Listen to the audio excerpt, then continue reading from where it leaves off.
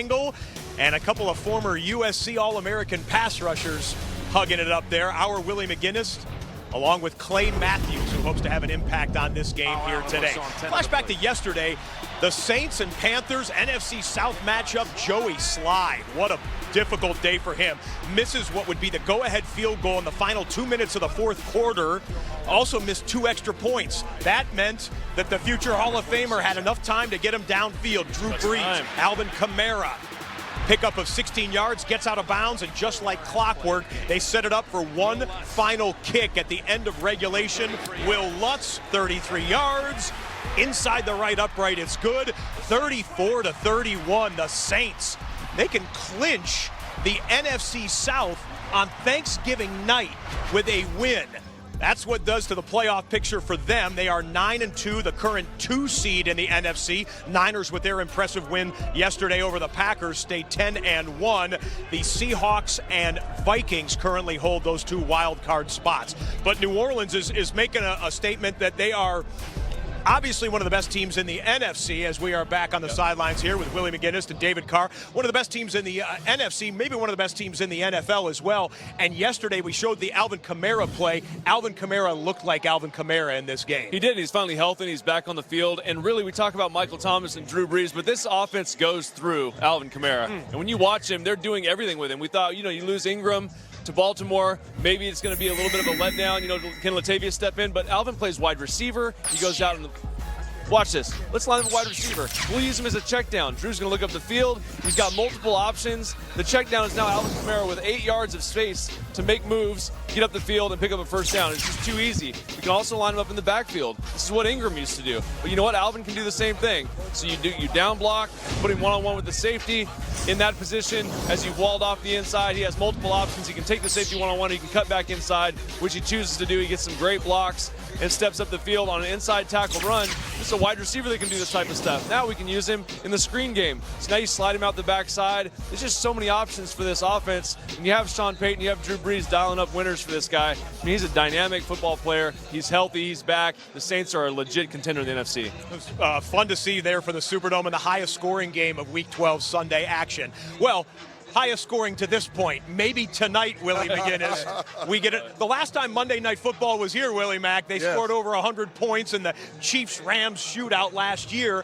And maybe this is the night that the Rams offense gets back to looking like the Rams offense. Yeah, they've had some problems with protection and not having all the guys there due to injury, Scott. But tonight, they'll have 3 of the receivers back. Cooper Kupp, Robert Woods, and Cooks will all be on the field at the same time. And I think that's one of the matchups I'm interested in seeing, because the Baltimore Ravens, they got some pretty good DBs on the other side. And they got a depth chart with guys that can come in and they move them around and use them. So Humphreys, Peters, and if you're talking about Jimmy Smith or whoever they want to throw in there, Brandon Carr, they're going to be ready for the matchup. So they told me, Robert Woods, when you saw me talking to him on the sideline, they were ready. They were ready to go. They had something planned for them.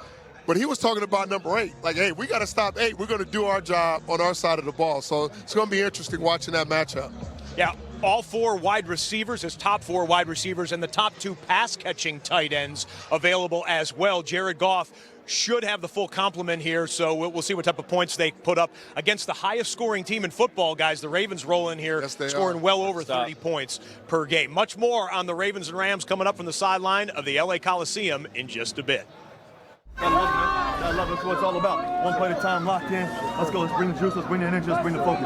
Championship focus. Championship focus. Win on 3. 1, 2, 3. Win. The toss right side. Now Carson's going to throw back to Russ, who's looking to throw the ball deep. He's got a man downfield in the end zone. Turner is there. Touchdown! A little razzle-dazzle by the Seahawks. Great job. Great job. Beautiful, beautiful, beautiful. Keep running that rock. Let's go. Wentz looks. Now he's going to throw. Ball is picked off. McDougal makes the interception. And here come those Eagle Boo Birds. Great game, bro. Keep going, man. Keep down first, man. Keep down first. Not a lot of scoring in this one, but enough for the Seahawks to pick up win number 9 on the season. 6 away from home. They are perfect on the road this year, and Rashad Penny was as close as he's been to perfect in his career. A huge day for him with a $129 on the ground and a much-needed touchdown in the fourth on an otherwise defensive kind of day in Philadelphia that we're going to take another look at now in today's Game Center presented by Bridgestone. Some people will look at the final score and the offensive stats and say that this game was ugly. Michael Robinson says it was big for Seattle. Why? It was huge. This defense is starting to round into its championship form. Now, again, Russell Wilson's been leading this team, has been leading this offense, has been predicated off running the football and being explosive in the passing game.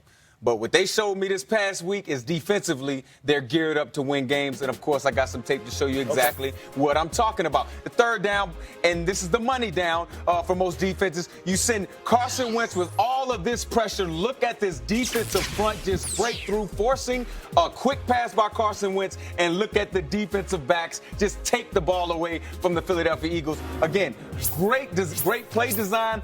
Great defensive design by the Seattle Seahawks. And again, look at the line studs up front.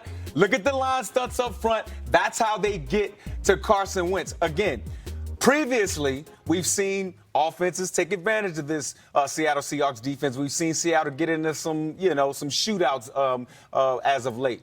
But now this defense is starting to round into championship form. And if this defense gets right, again, we talked about that Week 17 matchup with the 49ers. I don't know. This could possibly be a sweep for the Seattle Seahawks. Let me add to that, because on that video you saw that. You saw the stunts on the inside, but on the edge, too, to have Ezekiel Ansah, and, of course, when Clowney gets going. He finally got some sacks. You've got some edge rushers that can beat one-on-one. That's the biggest thing when you talk about D-line play and defense. If you can win the one-on-one matchups, you don't need to run games on the inside. KJ Wright said after the game that the Seahawks knew what was coming before it came.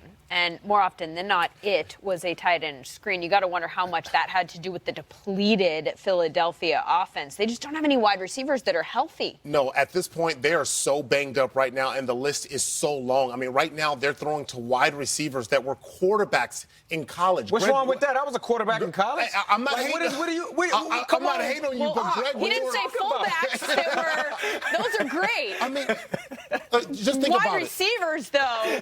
He's lost. I mean, Carson Wentz at this point, he's lost Deshaun Jackson, Alshon Jeffrey. I mean, the list goes on. Darren Sproles. At this point, he's throwing to guys I can't even pronounce the name. Last name longer than mine. J.J. Arcega-Whiteside. I don't even know if I'm saying his last name. He was a draft pick this year.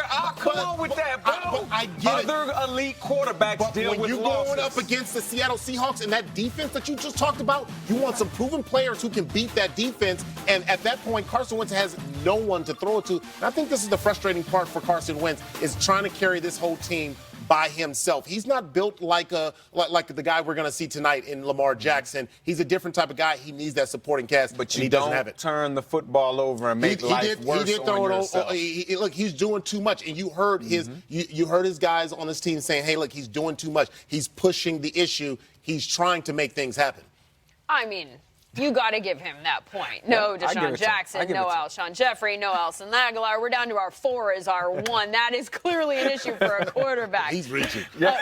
Big game tonight at the Los Angeles Memorial Coliseum. It is the Rams and the Ravens. There go that man. And there goes that man. Exactly. Lamar Jackson getting ready for